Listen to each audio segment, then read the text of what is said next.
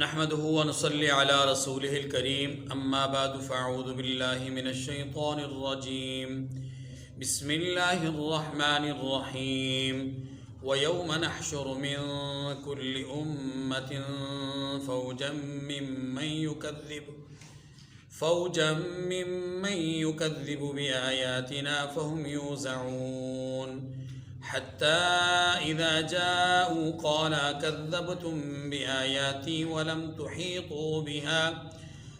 تحيطوا بها علما أم ماذا كنتم تعملون ووقع القول عليهم بما ظلموا فهم لا ينطقون ألم يروا أنا جعلنا الليل ليسكنوا فيه والنهار مبصرا إن في ذلك لآيات لقوم يؤمنون ويوم ينفخ في الصور ففزع من في السماوات ومن في الأرض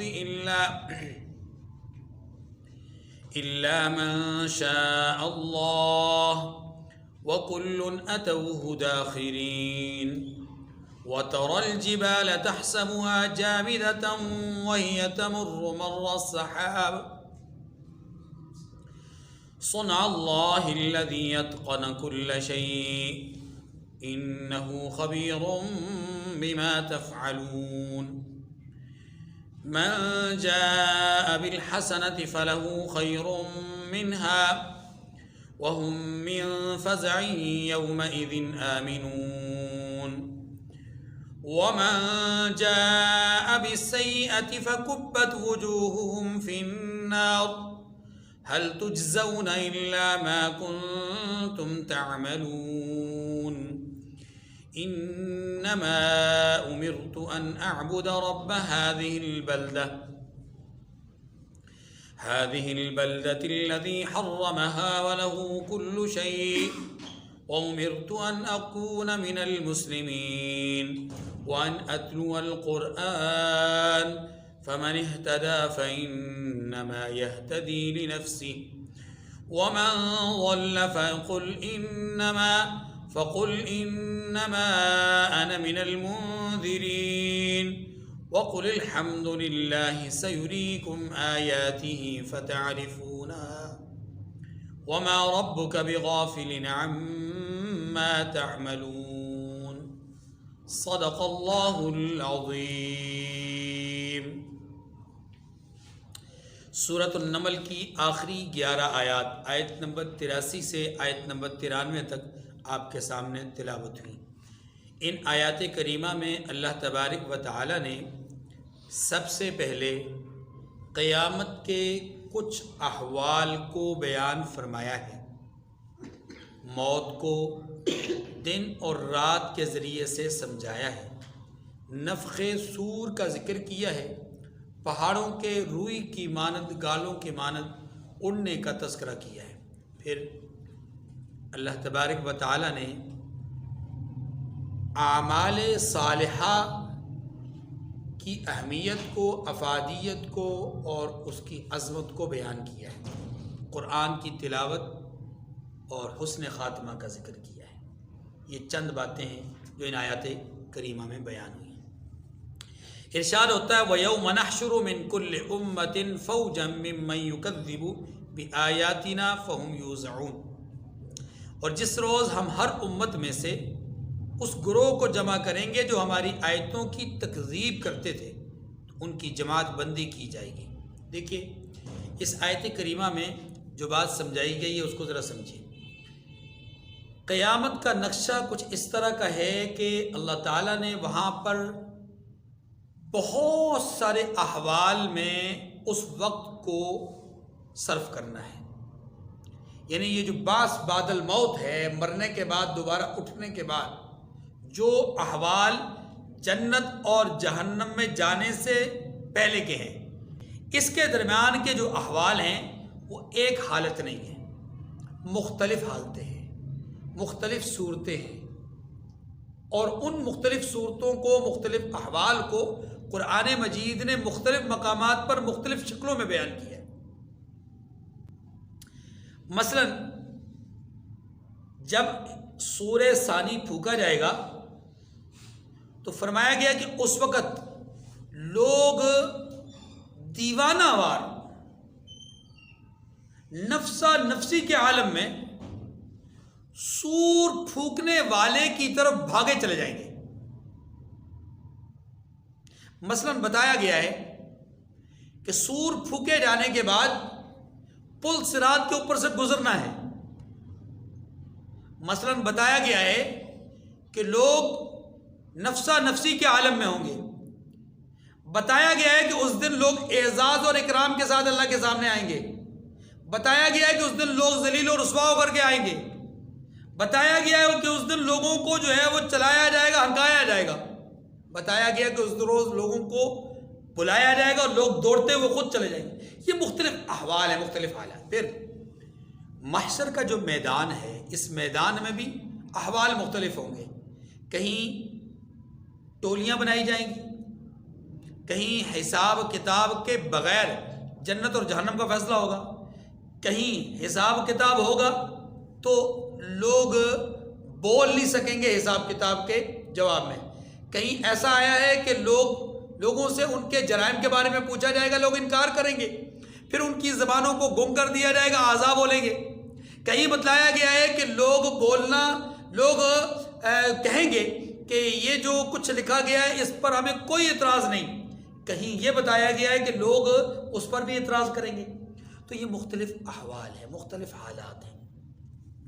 اس آیت کریمہ میں اللہ تبارک و تعالی نے انہی حالات میں سے ایک حالت کو بیان کیا ہے کہ قیامت کے دن لوگوں کو جماعتوں کی شکل میں لایا جائے گا، لیکن یہاں جس جماعت کا خاص طور پہ ذکر کیا گیا ہے وہ مکذبین کی جماعت ہے، جھٹلانے والوں کی جماعت ہے۔ جھٹلانے والے ہر امت میں، ہر جماعت میں موجود۔ اللہ تعالیٰ نے پہلی بات تو یہ ارشاد فرمائی۔ دوسری بات ارشاد فرمائی فہم یوزعون، ان کی جماعت کی بندی کی جائے گی۔ اس یوزعون کا ایک معنی تو یہی ہے انہیں تقسیم کیا جائے گا، جیسا کہ یہاں کہا گیا ان کی جماعت بندی۔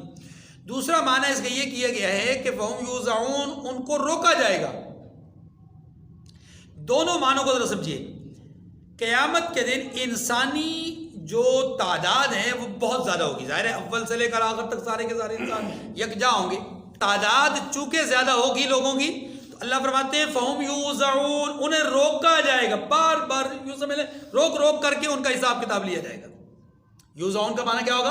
اگر روکنا تو روکنے کا پھر مطلب یہ ہوگا کہ چونکہ تعداد زیادہ ہے تو اگلوں کا محاسبہ کرنے کے لیے پچھلوں کو روکا جائے گا، ایک معنی۔ دوسرا معنی بعض حضرات نے یہ کیا ہے کہ اگلوں کو اس لیے روکا جائے گا کہ بھئی پچھلے والوں کو ساتھ لے کے چلو۔ وہ جو محشر کے میدان کی طرف ہے نا، اگلوں کو روکا، وہ جو دوڑ کے جائیں گے ان کو روکا جائے گا، رک جاؤ، پچھلوں کو ساتھ لے کے چلو، سب کا حساب کتاب ہونا ہے، ایسا نہیں کہ کسی کا ہونا ہے کسی کا نہیں ہونا۔ ایک بات یہ فہم یوزعون کا دوسرا معنی تقسیم ہے، اور تقسیم یا ٹکڑا یا جماعت، پھر اس وقت معنی یہ ہوگا کہ ان تمام لوگوں سے جن کو میں نے ایک مطلب مثال کے ذریعے سے سمجھایا کہ اگر یہ اربوں لوگ موجود ہوں، اتنے ارب تعداد ہو، ان کی جو صف بندی ہوگی، ان کی جو جماعت بندی ہوگی، ان کی جو دڑا بندی ہوگی وہاں پر، وہ ہوگی ان کے گناہوں یا ان کے جو بری خصلتیں ہیں ان کے اعتبار سے۔ جھٹلانے والوں کی جماعت الگ ہوگی، شرابیوں کی جماعت الگ ہوگی، نعوذ باللہ زانیوں کی جماعت الگ، قاتلین کی جماعت الگ، غاصبین کی جماعت الگ، اس طریقے سے انبیاء کی توہین کرنے والوں کی جماعت الگ، اہل بیت کی توہین کرنے والے، ازواج مطہرات کی توہین کرنے والے، اصحاب رسول کی، قرآن کی کتاب، اللہ کی کتابوں کی گستاخی کرنے والے، اسی طریقے سے فرشتوں کی گستاخی اور بے ادبی کرنے والے، اللہ تعالیٰ کا جھٹلانے والے، یہ سارے لوگ مختلف جماعتوں اور مختلف یوم ندعو کل اناس بامامہم، یا وہ ہر جماعت کو الگ الگ کیا جائے گا اور ہر جماعت کا کوئی ایک سربراہ اور مقتدا ہوگا۔ ظاہر ہے ہر کیٹیگری کے اندر اگر آپ دیکھیں تو کوئی نہ کوئی تو ایسا ہے کہ اس جماعت کا لیڈر اور سرغنہ سمجھا جا سکتا ہے۔ یہاں جو پہلی بات کہی گئی وہ یہ ہے کہ لوگوں کو روک کر حساب کیا جائے گا، اس وقت یوزعون کا معنی ہوگا روکنا، اور اگر یوزعون کا معنی جماعت بندی کی جائے تو پھر اس کا معنی یہ ہوگا کہ اللہ تعالیٰ مختلف گروہوں میں لوگوں کو روکیں گے، ان کا حساب کتاب کریں گے۔ تو یہاں جس جماعت کے روکنے کا ذکر کیا گیا یا جس جماعت کا ذکر کیا گیا ہے وہ ہے مکذبین، تمام امتوں میں سے۔ بات سمجھ میں آگے حتی اذا جاؤوا قال کذبتم بآیاتی ولم تحیطوا بها علما اما ماذا کنتم تعملون۔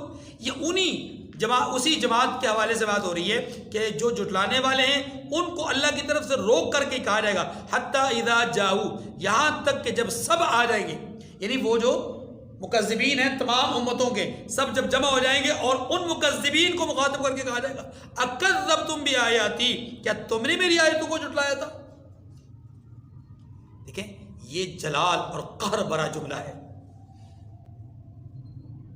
اندازہ کیجئے، تھوڑا سا تصور کیجئے کہ ایک جو فرم ہے، ایک ادارہ ہے، اس کا ایک سربراہ کچھ کام دیتا ہے اور اس کام کے حوالے سے 10 15 20 50 لوگ ایسے ہوتے ہیں کہ جو کام کرنے سے ہاتھ اٹھا لیتے ہیں، ہم نے نہیں کرنا، ہم نہیں مانتے اس کام کو، ہم اس ڈیوٹی کو نہیں کرنے کے لیے تیار۔ مالک کو پتہ چلتا ہے، مالک بولتا ہے بھائی سب کو بلاؤ، تمام ورکرز کو بلاؤ، تمام ورکرز کو گراؤنڈ میں یا ہال میں یا اس جگہ پہ جمع کیا جاتا ہے، اور پھر مالک کے سامنے ایک لسٹ آتی ہے، ہاں جی یہ ہے وہ جھٹلانے والے، یہ ہے انکار کرنے والے۔ مالک ان کے نام لے کر کے پوچھتا ہے یا انہیں کہہ دیتا ہے بھائی جو جھٹلانے والے ذرا سائڈ پہ ہو جائیں، یہ جنہوں نے احتجاج کیا ہے ذرا سائڈ پہ ہو جائیں، اور جب وہ الگ سے ہو جاتے ہیں تو پھر مالک انہیں اپنے انداز میں اپنے لب و لہجے میں پوچھتا ہے۔ تو وہ جو اس وقت اس کا پوچھنا ہے یقیناً پورے کے پورے ادارے کے تمام ورکرز کے اوپر اس کا ایک خوف، ایک رعب، ایک دبدبہ ہوگا۔ آپ اندازہ کیجئے چھوٹے سے ذرے بھر ادارے کا سربراہ اگر لوگوں سے پوچھ گچھ کرے اور لوگوں کے اندر اتنا خوف اور دبدبہ بیٹھ جائے کہ پتہ نہیں مالک کہیں نوکری سے نہ نکال دے، کہیں کوئی سزا نہ دے دے، کہیں کوئی سلسلہ نہ، تو احکم الحاکمین رب العالمین مالک یوم الدین روز جزا کا مالک جب وہ خطاب کریں گے اور کہیں گے کہ تم ہو جھٹلانے والے ہو، آپ ان الفاظ کے رعب اور دبدبے، جلال اور اس کے قہر کو سمجھ لیجیے۔ پھر فرمایا وَلَمْ تُحِيطُوا بِهَا عِلْمًا، اور تم نے علم سے ان پر احاطہ تو کیا ہی نہ تھا۔ کیا معنی توجہ کیجیے، یہ جو تم نے دنیا میں میرے نبیوں کو جھٹلایا، میرے آیات کو جھٹلایا، میری نشانیوں کو جھٹلایا، میرے پیغام کو جھٹلایا، تم نے اس کا احاطہ ہی نہیں کیا تھا، کیوں جھٹلا دیا؟ معنی یہ احاطہ نہ کرے گا، معنی یہ کہ تم نے تو اس کے اوپر غور و فکر کیا ہی نہیں۔ غور و فکر کرتے، غور و فکر کرنے کے بعد تمہیں اس کے مد مقابل چیز اچھی لگتی، پھر تم جھٹلاتے تو کچھ بات سمجھ میں بھی آتی۔ تم نے بغیر غور کیے، بغیر تدبر کیے، بغیر سوچے نبی نے آ کر بات کی، تم نے جھٹلا دیا، پیغام دیا تم نے جھٹلا دیا، آیت پڑھی تم نے جھٹلا دیا، اس نے میرا پیغام سنایا تم نے جھٹلا دیا۔ یہ تو تم نے ڈبل بیوقوفی کی ہے، ایک یہ کہ تم نے پیغام کو سمجھا نہیں، اور دوسرا یہ کہ سمجھے بغیر جھٹلا دیا۔ وَوَقَعَ الْقَوْلُ عَلَيْهِمْ بِمَا ظَلَمُوا فَهُمْ لَا يَنْطِقُونَ، اور ان کے ظلم کے سبب ان کے حق میں عذاب کا وعدہ پورا کر دیا جائے گا، ہاں یا عذاب کا وعدہ پورا ہو کر رہے گا، تو وہ بول بھی نہ سکیں۔ تو پہلے انکار کریں گے لیکن بعد میں مان جائیں گے۔ یہاں جو کہا جا رہا ہے فَهُمْ لَا يَنْطِقُونَ، وہ بول نہیں سکیں گے، تو باتوں میں تضاد تو ہو گیا نا۔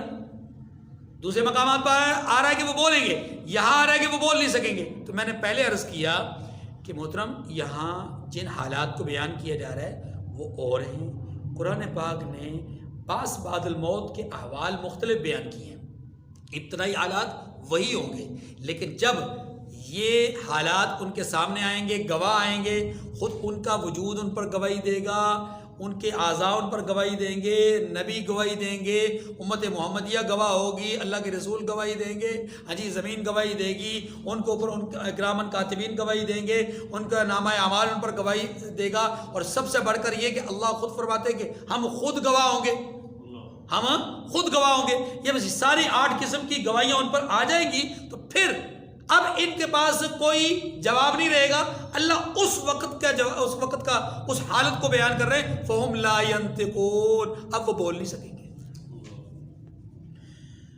الم یروا انا جعلنا اللیل لیسکنوا فیہ والنہار مبصرا. اس جملے میں اللہ نے دن اور رات کو موت و حیات سے تعبیر کیا ہے.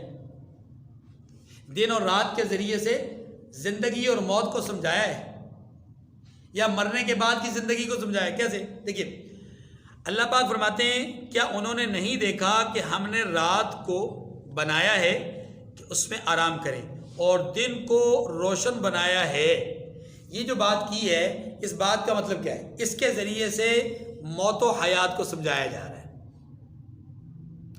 کہ جیسا مرنے کے بعد زندہ کرنے کا عقیدہ، یقین اور ایمان اللہ لوگوں کو دے رہے ہیں، یہ ایسا نہیں ہے کہ ہوا میں بات ہے. اللہ پاک فرماتے ہیں اس کی ایک جھلک ہم روزانہ تمہیں دیتے ہیں. اللہ پاک اس آیت کریمہ میں فرماتے ہیں کہ میرے بندو تمہیں مرنے کے بعد یقین نہیں، ذرا اپنی زندگی پر تو غور کرو. یہ جو تمہیں میں نے زندگی دی ہے اس میں دن بھی ہے رات بھی ہے. یہ جو رات کو میں نے تاریک بنایا کیوں بنایا؟ لیسکنوا فیہا، تاکہ تم اس میں سکون پا سکو. اور کیسا سکون؟ سکون ایسا کہ بندہ دنیا و مافیا سے بے خبر ہو کر سوتا ہے. اور اللہ کے نبی نے اس سکون کو پانے کے لیے جو دعا سکھلائی وہ کیا ہے؟ اللہم بسمک اموت واحیا. الفاظ پہ غور کیجیے. یہ الفاظ بتلاتے ہیں کہ یہ جو سونا اور جاگنا ہے نا، یہ موت و حیات کی ایک جھلک ہے. اللہم بسمک اموت واحیا، اے اللہ تیرے ہی نام سے میں مرتا ہوں اور تیرے ہی نام سے میں زندہ ہوں گا. حالانکہ مر تو نہیں رہا لیکن موت کی ایک جھلک ہے. جیسے مرنے والے کو اپنے دائیں بائیں ارد گرد کا کچھ پتہ نہیں ہوتا، ایسے ہی یہ جو نیم موت ہے، اخو الموت ہے، ہاں النوم اخو الموت، ہاں جی، یہ جو نیند ہے یہ موت کی جو بہن ہے. اس کو بہن موت کی قرار ہی اس لیے دیا گیا کہ یہ موت کی طرح ہے، اپنے ارد گرد کے احوال سے بے خبر ہو کر کے بندہ سو رہا ہوتا ہے. اور پھر جب انسان جاگتا ہے تو حدیث میں کیا ہے، کیا دعا پڑھنی چاہیے؟ الحمدللہ الذی احیانا بعد ما اماتنا. یہاں تک اے اللہ تیرے ہی لیے تمام طرح کی تعریفیں. کس بات پر؟ احیانا بعد ما اماتنا، مرنے کے بعد دوبارہ زندہ کیا. مرا تو نہیں انسان لیکن مرنے کی طرح ہو گیا تھا، اس کے بعد دوبارہ زندگی نصیب فرمائی. اور اگلا جملہ بڑا عجیب ہے، اس جملے کو اس کے ساتھ کنیکٹ کیجئے، وَإِلَيْهِ النُّشُورُ. اے اللہ تیری ہی طرف تو جمع ہونا ہے. بعض بعد الموت کا عقیدہ اور یقین سامنے آ گیا، ایمان سامنے آ گیا. یہی چیز اس آیت کریمہ سے سمجھائی گئی ہے. چونکہ پہلے بعض بعد الموت کا ذکر ہے، محشر کے میدان کا ذکر ہے، منکرین اور مکذبین کا ذکر ہے، تو ساتھ ہی یہ کہہ دیا گیا اس دن اور رات پر تصور کرو تو تمہیں مرنے کے بعد دوبارہ زندہ ہونے پر یقین آ جائے گا. ان فی ذالک لآیات لقوم یؤمنون، بے شک اس میں مومن لوگوں کے لیے نشانیاں ہیں. کس میں؟ دن اور رات میں. کس میں نشانیاں ہیں؟ دن اور رات میں. وَيَوْمَ يُنْفَخُ فِي الصُّورِ فَفَزِعَ مَنْ فِي السَّمَاوَاتِ وَمَنْ فِي الْأَرْضِ إِلَّا مَنْ شَاءَ اللَّهُ وَكُلٌّ أَتَوْهُ دَاخِرِينَ. اور جس روز سور پھونکا جائے گا تو یہ لوگ آسمانوں میں اور جو زمینوں میں ہیں، یعنی جو لوگ آسمانوں میں اور جو زمین میں ہیں سب گھبرا اٹھیں گے مگر وہ جسے اللہ چاہے وہ نہیں گھبرائیں گے. وہ یہاں تک بات ذرا سمجھ لیجیے. ایک حدیث میں ایک بات آتی ہے، اللہ کے نبی صلی اللہ علیہ وسلم نے ارشاد فرمایا کہ قیامت کے دن جب سورہ ثانی پھونکا جائے گا تو سبھی لوگ بے ہوش ہو جائیں گے. سبھی لوگ بے ہوش ہو جائیں گے سوائے حضرت موسیٰ علیہ السلام کے. سوائے حضرت، جب میں ان کو دیکھوں گا تو اللہ کے تخت کے پائے کو پکڑ کے کھڑے ہوں گے. اب اللہ کے رسول فرماتے ہیں اب پتہ نہیں وہ بے ہوش ہوئے نہیں کیونکہ وہ دنیا میں پہلے بے ہوش ہو چکے تھے، یا بے ہوش ہوئے اور مجھ سے پہلے ہوش میں آ گئے. یہ دونوں الفاظ. اب وہ جو دنیا میں بے ہوش ہوئے اس کا حوالہ آپ سب کے ذہن میں ہے. فخر موسیٰ صعیقا، موسیٰ علیہ السلام نے جو دیدار الہی کی تمنا کی، اللہ پاک نے فرمایا لن ترانی، آپ مجھے دیکھ نہیں سکتے، رب ارنی انظر الیک، پروردگار میں دیکھنا چاہتا ہوں۔ اللہ فرمایا نہیں دیکھ سکتے، اچھا چلو اگر آپ دیکھنا ہی چاہتے ہو تو وہ پہاڑ پر نظر ڈالیے، ہم اپنی تجلی ڈالتے ہیں، اگر آپ ہماری تجلی کو وہاں برداشت کر گئے تو ہم اپنا دیدار کروا دیں گے۔ تجلی ڈالی گئی تو قرآن پاک کہتا ہے خر موسیٰ صاعقہ، موسیٰ علیہ السلام بے ہوش ہو کر کے گر پڑے۔ اللہ کے رسول نے اسی کی طرف اشارہ کیا کہ قیامت کے دن سبھی لوگ بے ہوش ہوں گے، جب ہوش میں آئیں گے، میں جب ہوش میں، اللہ کے رسول نے فرمایا جب میں ہوش میں ہوں گا تو میں دیکھوں گا کہ قیامت کے دن موسیٰ علیہ السلام اللہ کے تخت کے پائے کو پکڑے ہوئے ہوں گے۔ اب پتہ نہیں وہ بے ہوش ہوئے اور مجھ سے پہلے ہوش میں آ گئے یا بے ہوش ہوئے ہی نہیں کیونکہ وہ دنیا میں بے ہوش ہو گئے تھے۔ ٹھیک ہے، یہ جو آیت کریمہ ہے، اس آیت کریمہ میں بھی یہی بتایا جا رہا ہے کہ ایک وقت ایسا آئے گا کہ جس میں سبھی لوگ بے ہوش ہو جائیں گے سوائے ان کے جنہیں اللہ ہوش میں رکھیں گے، یعنی جنہیں بے ہوش نہیں کریں۔ اب یہ کون لوگ ہوں گے جنہیں اللہ بے ہوش نہیں کریں گے؟ سورہ زمر میں اللہ تبارک و تعالیٰ نے فرمایا ثم نفخ فیہ اخری فاذا هم قیام ونفخ فی الصور فصعق من فی السماوات، وہاں یہ کہا گیا سورۃ الزمر میں یہ کہا گیا ونفخ فی الصور فصعق من فی السماوات ومن فی الارض الا من شاء اللہ،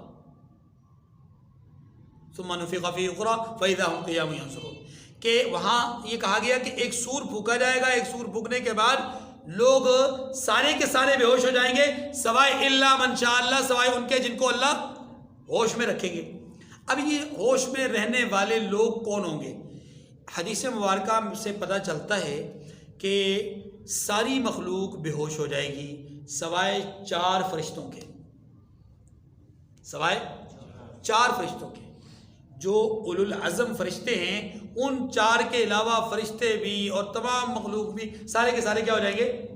تو معلوم یہ ہوا اللہ تبارک و تعالی یہاں پر اپنی قدرت قاہرہ کو بیان فرما رہے ہیں، اور پھر اسی حدیث میں آتا ہے کہ وہ جو 4 فرشتے ہیں وہ سور پھونکے جانے سے بے ہوش نہیں ہوں گے، البتہ جب سب لوگ بے ہوش ہو جائیں گے سور کی وجہ سے کچھ دیر کے بعد اللہ ان کو بھی بے ہوش فرما دیں گے، لیکن یہ سور پھونکنے سے نہیں ہوں گے۔ یہاں تذکرہ ہو رہا ہے سور کا، جب سور پھونکا جائے گا تو سبھی لوگ بے ہوش ہو جائیں گے۔ ایک بات، اچھا سور ہے کیا؟ یہ سینگ ہے، بڑا سا سینگ ہے جسے حضرت اسرافیل علیہ السلام کی ذمہ داری میں سونپا گیا ہے، اور وہ اپنے منہ میں لے کے اس کو کھڑے ہیں ڈے 1 سے آخری دن تک، وہ اسی طرح کھڑے رہیں گے، جس وقت انہیں حکم ہوگا، جس لمحے حکم ہوگا وہیں پر اس میں پھونک ماریں گے، اور یہ ایک زوردار قسم کی ہیبت ناک قسم کی آواز اس میں سے نمودار ہوگی، اسی چیز کا نام کیا ہے؟ سور۔ اگلی بات وَكُلٌّ أَتَوْهُ دَاخِرِينَ، فرمایا گیا کہ سب اس کے پاس عاجز ہو کر چلے آئیں گے۔ دیکھیے داخرین کا معنی لفظی طور پر ذلیل کر کے حاضر ہوں گے، اور اگر یہی معنی کیا جائے کہ سبھی لوگ ذلیل ہو کر کے آئیں گے تو حدیث مبارکہ کے مطابق 4 فرشتے ہیں وہ بے ہوش نہیں ہوں گے، باقی سارے کے سارے نفخ سور کے بعد کیا ہو جائیں گے؟ بے ہوش ہو جائیں گے، اور اس کے بعد ذلیل ہو کر کے اللہ کے دربار میں حاصل ہوں گے۔ تو اس میں تو مقربین بھی آتے ہیں، انبیاء علیہ السلام بھی آتے ہیں، تو یا ذلت کا معنی کیا ہے؟ یا اس کا جواب یہ ہے، دیکھیے ذلیل ہونا عاجزی کے معنی میں ہے، اور یہ جو عاجزی ہے یہ 2 طرح کی ہوتی ہے۔ یہ ذلت، آپ لفظ ذلت ہی کے استعمال کر لیں کہ لفظ ذلت میں 2 طرح کے معنی پائے جاتے ہیں، عاجزی میں 2 طرح کے معنی۔ ایک معنی یہ ہے کہ اپنے گناہ اور اپنے جرم اور اپنی معصیت کی بنیاد پر ذلت اور رسوائی اور عاجزی اختیار کرنا، یعنی سر جھکا کر کے اپنے گناہوں کی وجہ سے عاجزی۔ اور دوسرا عاجزی یا ذلت جس کو ہم عاجزی کے معنی میں لیں گے، اس کا معنی یہ ہوگا کہ بحیثیت عبد، بطور عبدیت اللہ کے سامنے عاجزی کا پیکر بن کر حاضر ہونا۔ تو جو مقربین ہوں گے وہ بھی داخرین میں ہوں گے، اور جو گناہ گار ہوں گے وہ بھی کیا ہوں گے؟ داخرین میں ہوں گے، لیکن فرق دونوں میں ہے۔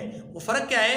جو گناہ گار ہیں وہ اپنے گناہوں کی وجہ سے ذلت محسوس کرتے ہوئے حاضر ہوں گے، اور جو اللہ کے مقرب ہیں وہ عبدیت کی انتہا میں کھو جانے کی وجہ سے کے طور پر اللہ کے سامنے حاضر ہوں گے، جس کو اللہ تبارک و تعالیٰ نے بطور فقط جناب رسول اللہ صلی اللہ علیہ وسلم کے لیے کئی مقامات پر ذکر کیا. الحمدللہ الذی انزل علی عبدہ الکتاب سبحان الذی اسری بعبدہ لیلا من المسجد. تو عبدیت اور عبودیت یہ بہت بڑا مقام ہے.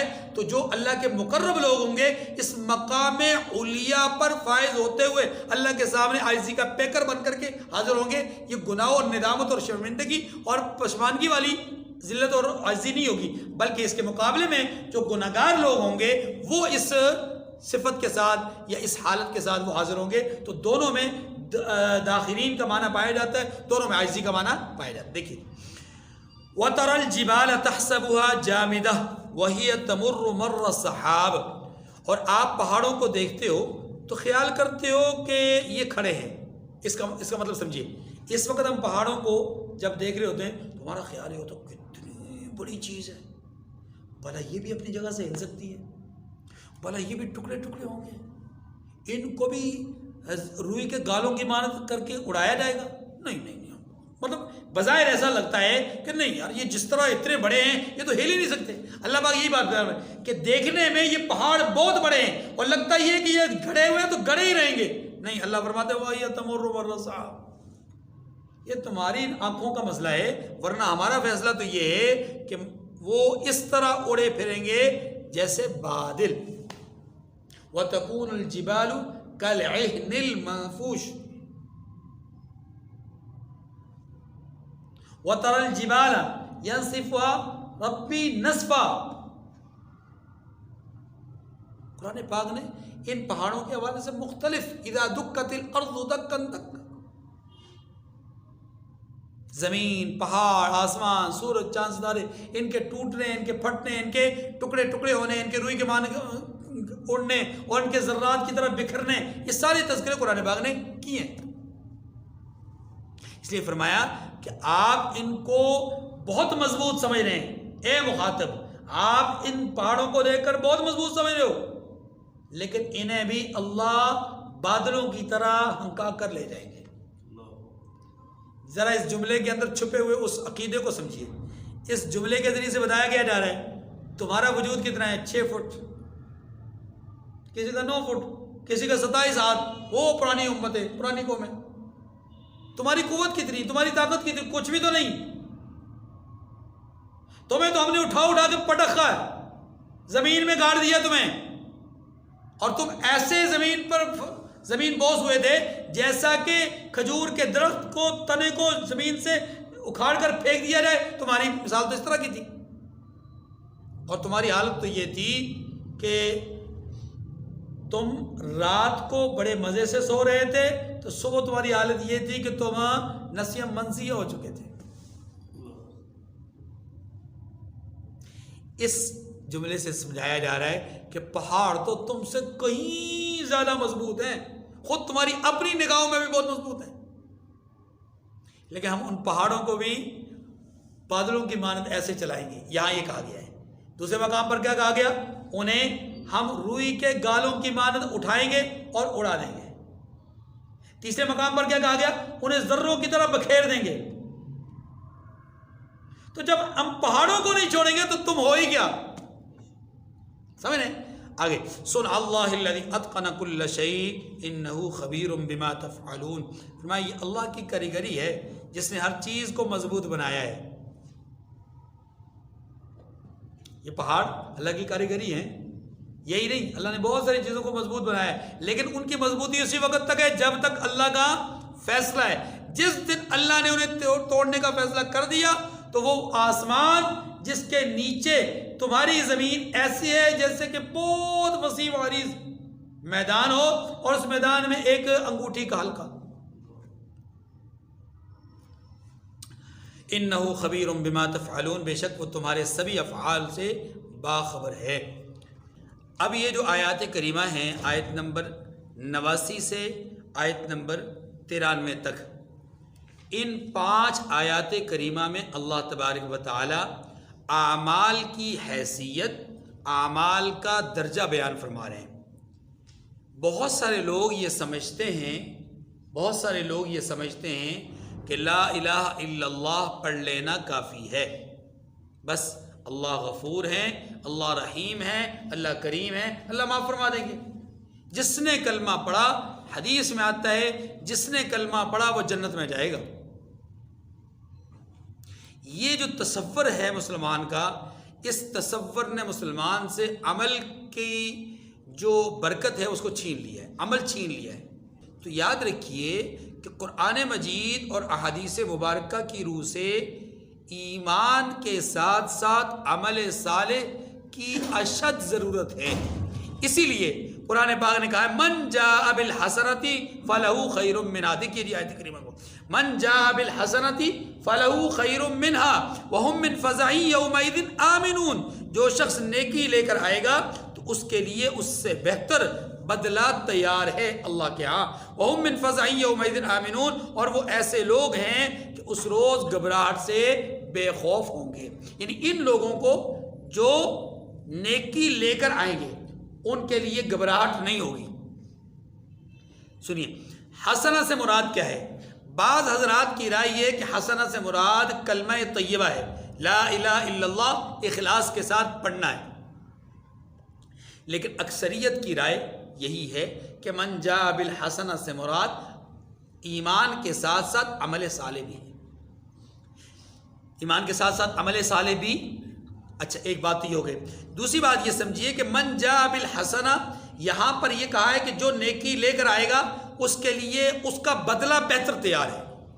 سورۃ الانعام کے آخر میں اللہ تبارک و تعالی نے فرمایا من جاء بالحسنۃ فلہ عشر امثالھا، جو نیکی لے کر آئے گا اس کے لیے ایک نیکی کے بدلے میں 10 اجر ہیں۔ ایک نیکی کا بدلہ کتنا ہے؟ 10 گنا بڑھا کر ہے۔ اور دوسرے مقام پر اللہ تبارک و تعالی نے فرمایا یضاعف لمن یشاء واللہ یضاعف لمن یشاء، اللہ جس کے لیے چاہیں گے اس اجر میں اضافہ فرما دیں گے۔ حدیث مبارکہ صحیح حدیث ہے کہ اللہ کے رسول صلی اللہ علیہ وسلم نے ارشاد فرمایا جو شخص میدان جہاد میں جہاد کے لیے نکلتا ہے اس کی ایک نیکی کا بدلہ، یعنی 1 درہم وہ خرچ کرتا ہے تو اللہ رب العزت اس کے 1 درہم کا اجر کم از کم 700 گنا بڑھا دیتے ہیں۔ عام حالات میں اللہ کی راہ میں خرچ کرنے کا اجر اور ثواب کتنا ہے؟ 10 گنا۔ 1 درہم کا بدلہ کتنا؟ 10۔ اور میدان جہاد میں مجاہد اگر اللہ کی راہ میں خرچ کرے، میدان جہاد میں مجاہد اللہ کی راہ میں خرچ کرے تو 1 کا بدلہ 700 گنا ہے کم از کم، اور اس کو واللہ یضاعف لمن یشاء پہ لے جائیں کہ اللہ جتنا چاہے جس کے لیے بڑھا دے۔ من جاء بالحسنہ، کہ جو آدمی نیکی لے کر آئے اور اس نیکی کی حفاظت بھی کر کے جائے۔ اسی لیے قرآن پاک نے یوں نہیں کہا کہ جس نے نیکی کا کام کیا اس کے لیے 10 گنا ہے، یا نیکی کا کام کیا اس کے لیے 700 گنا ہے۔ فرمایا کہ جس نے نیکی ہم تک پہنچائی، اور اللہ کے ہاں پہنچانا نیکی کا اس کا معنی یہ ہے کہ موت سے پہلے کوئی ایسی حرکت، کوئی ایسا عمل نہ ہو کہ جس عمل اور حرکت کی وجہ سے وہ نیکی ضائع ہو جائے، تو نیکی کو بچانا ہے۔ دوسری بات اس زمن میں یہ سمجھ لیجئے کہ اللہ تعالیٰ فرماتے ہیں من جاء بالحسنۃ فلہ خیر منھا، جو نیکی لے کر آئے گا اس کے لیے اللہ کے ہاں اجر بہتر ہے۔ اب اگر اس نیکی سے مراد، حسنہ سے مراد اگر اعمال صالحہ لیں تو ظاہر اعمال صالحہ مقبول کب ہوتے ہیں؟ جب ایمان ہو۔ اس کا مطلب یہ ہوا کہ اعمال صالحہ کا وزن بھی ایمان کی وجہ سے بڑھا۔ تو ایمان تو سب سے بلند چیز ہے، سب سے برتر، سب سے بہتر، سب سے خیر والی چیز ہے۔ اب قرآن یہ کہتا ہے کہ جو ایمان لے کر آئے گا اس کے لیے اس سے بہتر صلہ دیا جائے گا۔ کچھ بات سمجھ میں نہیں آئی، کیونکہ بظاہر ہم تو یہ سمجھتے ہیں کہ صلہ کیا ہے؟ اس ایمان کو ثابت قدمی کے ساتھ لے کر جانا، اعمال صالحہ کو لے کر جانا، اس کا صلہ کیا ہے؟ جنت ہے، اس کی نعمتیں ہیں، اس کے باغات ہیں، اس کی نہریں ہیں، اس کا پانی ہے، اس کی حوریں، اس کے غلمان ہیں، اس کے کاس ہیں، اس کے جو ہے وہ سونے چاندی ہیرے جواہرات کی جو ہے وہ بنی ہوئی تعمیرات ہیں، یہی سارا کچھ ہے نا۔ تو یہ ساری چیزیں تو ایمان کے مقابلے میں کچھ نہیں ہے، حقیقت بات ہے، ایمان کے مقابلے میں کچھ نہیں ہے۔ پھر اللہ کے اوپر باتیں ہیں کہ ایمان جو لے کر آئے نیکیوں کے ساتھ اس کے بدلے میں اس کو بہتر دیا جائے گا، تو بہتر تو نہ ہوا، وہ تو ایمان سے کم تر چیزیں ہیں، ایمان سب سے بلند چیز ہے. بات ہماری تو بات کچھ سمجھ میں نہیں آئی. اللہ فرماتے ہیں کہ بندہ ایمان لے کر آئے تو میں اس کو بہتر دوں گا. تو بہتر کون سی چیز ہو سکتی ہے ایمان سے؟ ایمان سے تو بہتر کوئی چیز نہیں ہے. اس کا جواب یہ ہے کہ بظاہر آپ نے درست فرمایا کہ واقعی ایمان سے بہتر کوئی چیز ہے، لیکن اب ذرا سمجھیں گے، بات کو سنیں گے تو آپ کو سمجھ آ جائے گی. ایمان لانا کس کا کام ہے؟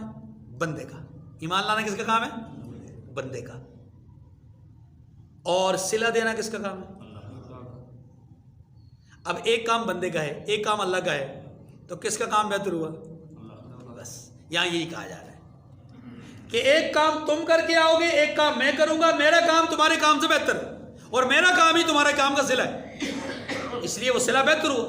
اس لیے وہ صلہ کیونکہ وہ من جانب اللہ ہے، وہ اللہ کا عمل ہے، اللہ کا فعل ہے. تو اللہ کا فعل، اللہ کا عمل بندے کے عمل سے کیا ہے؟ بہتر ہے، اس لیے اس کو بہتر کہا. ورنہ صلہ وہ نہیں ہے جو ہم سمجھیں کہ جنت وغیرہ وغیرہ، وہ صلہ نہیں ہے. صلہ دینا اللہ کا کام ہے، تو صلہ دینے والے کے اعتبار سے، صلہ دینے والے کے اعتبار سے وہ عمل بہتر ہوا. ورنہ ایمان اپنی ذات کے اعتبار سے جنت سے بہتر ہے. ایمان اپنی صفت کے اعتبار سے، ایمان اپنی ذات کے اعتبار سے جنت سے کیا ہے؟ بہتر ہے. اچھا جی، انہو خبیر وہم من فزع یومئذ آمنون. یہاں پر تیسری بات یہ سمجھیے اس آیت کریمہ میں کہ وہم من فزع یومئذ آمنون، اور یہ وہ لوگ ہوں گے جو نیکی لے کر اللہ کے ہاں جائیں گے. تو فرمایا اس روز ان لوگوں پر گھبراہٹ نہیں ہوگی، گھبراہٹ سے بے خوف ہوں گے. وہم من فزع یومئذ آمنون کا معنی یہ ہوا کہ یہ وہ لوگ ہیں کہ جن پر قیامت کے دن ایسا خوف نہیں ہوگا جو خوف انہیں رسوا کرنے والا ہو. ہاں، قیامت کا اپنا ایک خوف ہے، قیامت کی اپنی ایک گھبراہٹ ہے، وہ اللہ والوں پر بھی ہوگی، وہ انبیاء پر بھی ہوگی. قیامت کی جو ذاتی گھبراہٹ ہے، وہ گھبراہٹ کیا ہے؟ وہ سبھی پر ہوگی، حتیٰ کہ انبیاء علیہ السلام. اس سے وہ مستثنا نہیں ہے. اس سے مستثنا وہ کیفیت ہے کہ بندہ اپنے گناہوں کی وجہ سے تھر تھر کانپ رہا ہو. تو فرمایا اہل ایمان، نیک اعمال کرنے والے، وہ اپنے گناہوں کی وجہ سے نہیں گھبرائیں گے کیونکہ ان کے گناہ نہیں ہوں گے، یا ان کے گناہ ایسے نہیں ہوں گے کہ ان پر ایسی گھبراہٹ طاری ہو کہ وہ ذلت اور اس کے درجے میں چلے جائیں. آگے فرمایا وَمَنْ جَاءَ بِالسَّيِّئَةِ فَكُبَّتْ وُجُوهُهُمْ فِي النَّارِ. اور جو برائی لے کر آئے گا تو ایسے لوگ اوندے منہ دوزخ میں ڈال دیے جائیں گے. اس جملے پہ غور کیجئے، اس جملے کو اور پہلے جملے کو ذرا پھر جوڑیے گا. پہلے کہا من جاء بالحسنۃ فلہ خیر منها، جو نیکی لے کر آئے اس کے لیے اس سے بہتر صلہ ہے. یہاں نہیں کہا کہ جو برائی لے کر آئے اس کے لیے اس سے برا عذاب ہے، نہیں کہا. اور کیجیے اس جملے پہ، اللہ کا فضل ہے، یہ اللہ کی رحمت اور کرم ہے. اللہ کیا کہتے ہیں؟ نیکی لاؤ تو اجر اور صلہ بہتر پاؤ، اگر گناہ لے کر آؤ گے تو تمہیں اس سے برا نہیں دیا جائے گا، بس اتنا ہی جتنا تم نے جرم کیا ہوگا اتنا ہی تمہیں صلہ دیا جائے گا. یہ ہے اللہ کی رحیمیت اور کریمیت. اچھا، دوسری بات یہ ہے کہ یہاں پر اگر آپ غور کریں تو ومن جاء بالسیئۃ کے بعد یوں نہیں کہا فلہ سیئۃ منہا، اس کے لیے اس جیسی نیکی ہے یا اس سے بڑھ کر کے اس جیسی برائی ہے یا اس سے بڑھ کر کے برائی ہے، نہیں کہا. کیوں؟ اس لیے کہ اللہ کا عمل کبھی برا ہوتا ہی نہیں. اللہ کا عمل کبھی برا ہوتا ہی نہیں. اس لیے پہلے میں اللہ نے اپنے عمل کا اظہار فرمایا، دوسرے میں اپنے عمل کا اظہار. کیوں؟ اس لیے کہ اللہ تو نہیں چاہتے، جیسا کہ 5ویں پارے کے آخر میں کیا آیا ہے؟ ما یفعل اللہ بعذابکم ان شکرتم. اللہ تو نہیں چاہتے کہ تمہیں اللہ عذاب دیں اگر تم شکر گزار بن کر رہو. اگر تم اللہ کے شکر گزار بندے بن کر رہو تو اللہ نہیں چاہتے کہ تمہیں عذاب دیں. تمہیں جو عذاب مل رہا ہے ولیکن ظلموا انفسہم، اپنے آپ پر خود ظلم کرنے کی وجہ سے.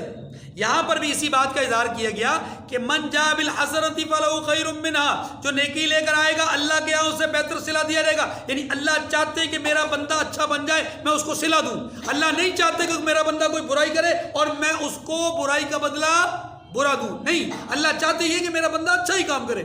پھر بھی اگر وہ برا کر کے آئے گا تو اس کی برائی کی وجہ سے اس کو جو ہے وہ سزا ملے گی. اسی لیے کہا ومن جاء بالسیئۃ فکبت وجوہہم، فرمایا جو برائی لے کر آئے گا تو ایسے لوگوں کو اوندے منہ جہنم میں ڈالا جائے گا، یعنی ان کی برائی کی وجہ سے انہیں جہنم میں ڈالا جائے گا. اللہ نہیں کہتے کہ ہم ڈالیں گے، اللہ نہیں کہتے کہ ہم اس سے برا بدلہ دیں گے، ہاں اللہ نہیں کہتے کہ ہم ان کے گناہوں کا بدلہ ان کو جزا اپنا جہنم دیں گے. نہیں، یہ ساری چیزیں کیوں کہی یہاں اس کے تقابل میں جب کہا تو اس کے تقابل میں خود اسی کے عمل کو اس کی جزا قرار دے دیا، اس کی سزا قرار دے دی. ٹھیک ہے جی. آگے هل تجزون الا ما کنتم تعملون، تمہیں تو انہی اعمال کا بدلہ ملے گا جو تم کرتے رہے ہو. ایسا نہیں ہے کہ تم نے برائی ایک کی ہے اور ہم تمہیں دوہرا تیرا جو ہے وہ عذاب دیں، نہیں، تمہیں اتنا ہی عذاب ملے گا جتنا تم نے برا کام کیا. آگے انما امرت ان اعبد رب هذه البلدة الذي حرمها وله كل شيء وامرت ان اكون من المسلمين.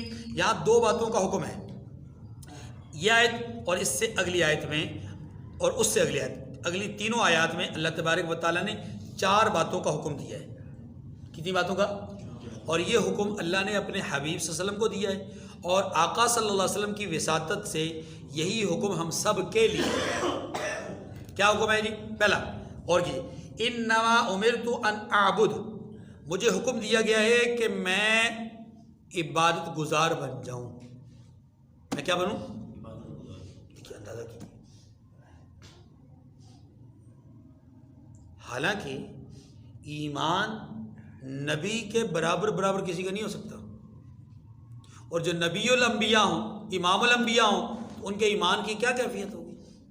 اس لیے میں جس بات پہ زور دینا چاہتا ہوں، صرف ایمان کافی نہیں ہے بھائی. قرآن پاک نے جو اصول اور قانون ضابطہ بیان کیا ہے اس میں ایمان کے ساتھ عمل صالح ضرور ہے. اب یہ دیکھیں، ایمان تو ہے نبی الانبیاء کا، امام الانبیاء کا ایمان پوری کائنات میں، اللہ کی مخلوق میں سب سے زیادہ محکم، سب سے زیادہ مضبوط اور سب سے زیادہ جو ہے وہ برتر ایمان حضرت محمد صلی اللہ علیہ وسلم کا ہے. کوئی نبی، کوئی فرشتہ، کوئی انسان اللہ کے نبی حضرت محمد صلی اللہ علیہ وسلم کے ایمان کے برابر قریب بھی نہیں جا سکتا. اتنا مضبوط ایمان تو اپنی جگہ پر. اب عمل کی بات ہو رہی ہے. اللہ کے رسول فرماتے ہیں، یہ قرآن پاک کہتا ہے اے محبوب آپ کہہ دیجئے مجھے میرے رب نے یہ حکم دیا ہے کہ میں عبادت گزار بندہ بنوں. عبادت کس کی کروں؟ رب هذه البلدة الذي، وہ الگ بات ہے کہ اس شہر مکہ کے رب کی عبادت کروں. شہر مکہ کون سا ہے؟ ان اول بیت وضع للناس للذی ببکۃ مبارکہ، یہ وہ شہر مکہ ہے کہ جس میں اللہ نے اپنا گھر سب سے پہلے تعمیر کرنے کا حکم دیا ہے. یہ وہ شہر مکہ ہے کہ جس کے لیے جو اہلیان مکہ ہے انہیں یہ کہا گیا فَلْيَعْبُدُوا رَبَّ هَذَا الْبَيْتِ کہ اس بیت کے، اس گھر کے رب کی عبادت کرو. یہ وہ گھر ہے، یہ وہ شہر ہے کہ جس کے لیے اللہ خود قرآن میں کہتے ہیں لا اقسم بهذا البلد، میں اس شہر مکہ کی قسم کھاتا ہوں. اللہ اسی شہر مکہ کے لیے کہتے ہیں وَهَذَا الْبَلَدِ الْأَمِينَ، یہ جو شہر امین ہے اس کی قسم کھا کر میں کہتا ہوں. یعنی اللہ نے اس شہر مکہ کی قسمیں کہیں. اللہ نے اس شہر مکہ کو پوری دنیا کا مرکز بنایا، اس شہر مکہ کو جائے امن بنایا، اس شہر مکہ کو دنیا کے ورود کا، دنیا کے آنے کا ایک گڑھ اور مرکز بنایا، نگاہ انسانیت کی توجہ کا ایک مرکز بنایا. یہ ساری چیزیں، ساری صفات اس شہر مکہ کے لیے ہیں. اور کیوں ہے؟ اس کی وجہ یہ ہے کہ یہاں سب سے پہلی تعمیر کائنات میں جو بنی وہ اللہ کا گھر بنی.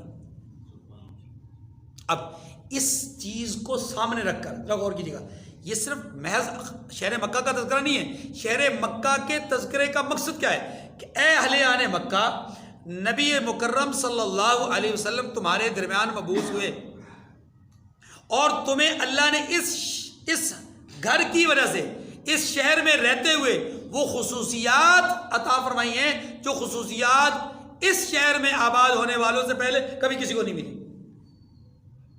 اور بلکہ اس دور میں، جس دور میں تم آباد ہو، اس دور میں اس شہر کی وجہ سے تم معاشی اور ظاہری طور پر عزتوں سے مالا مال ہو.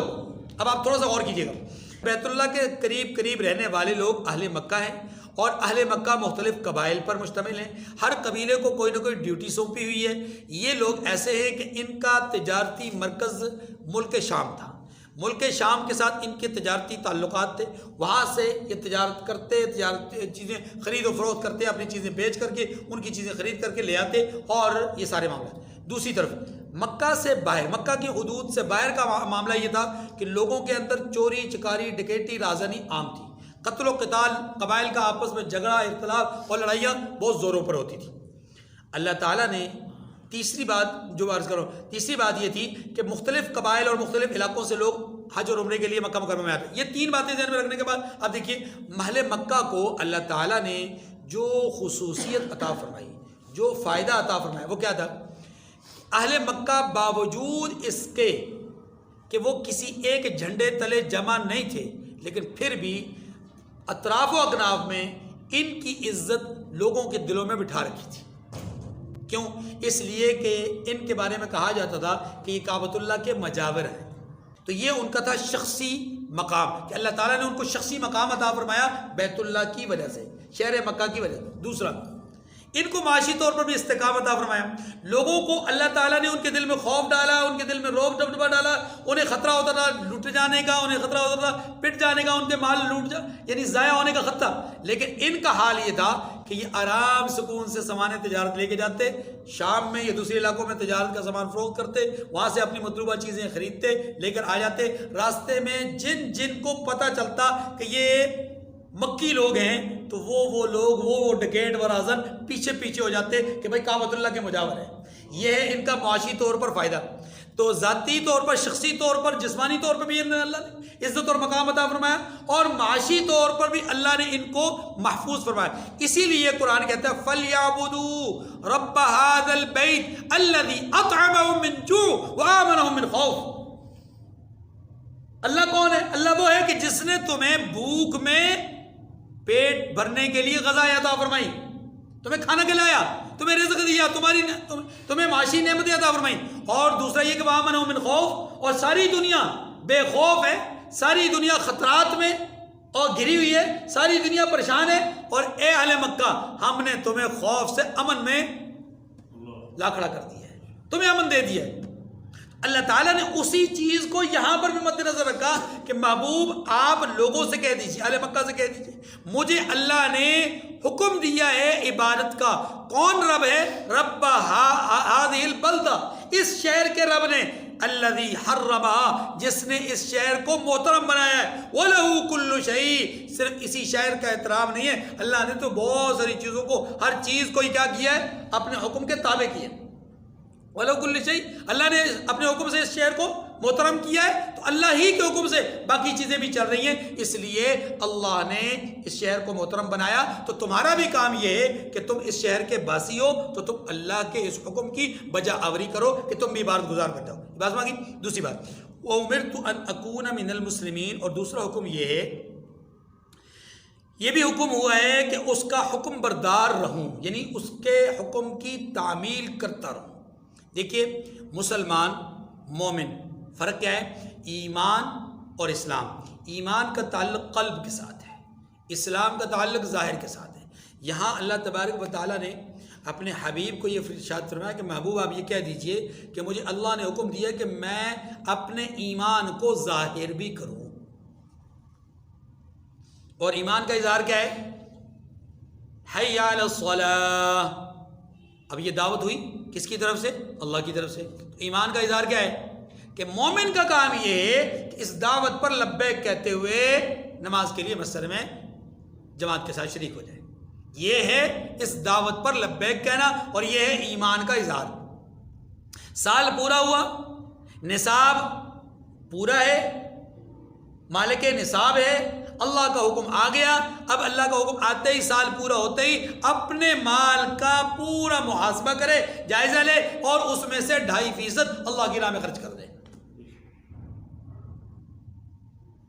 حکم آ گیا کہ اب روزہ کرنا، روزے کا مہینہ چاند نظر آ گیا ہے، حکم آ گیا سامنے کہ اب اللہ کے لیے میں نے طلوع صبح صادق سے لے کر کے غروب آفتاب تک طلوع صبح صادق سے لے کر کے غروب آفتاب تک میں نے اللہ کے حکم کی بجاوری کرتے ہوئے کھانے سے، پینے سے، خواہشات نفسانیہ سے میں نے اجتناب کرنا ہے تو کرنا ہے۔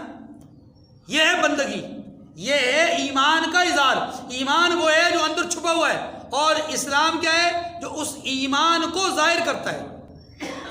اگر میں عبادات نہیں کرتا، اگر ہم اسلام کا اظہار نہیں کرتے، اللہ کے حکموں کی تعمیل نہیں کرتے، تو پھر اندر جو چھپی ہوئی چیز ہے وہ پھر سوالیہ نشان ہے اس پر کہ وہ ہے بھی کہ نہیں۔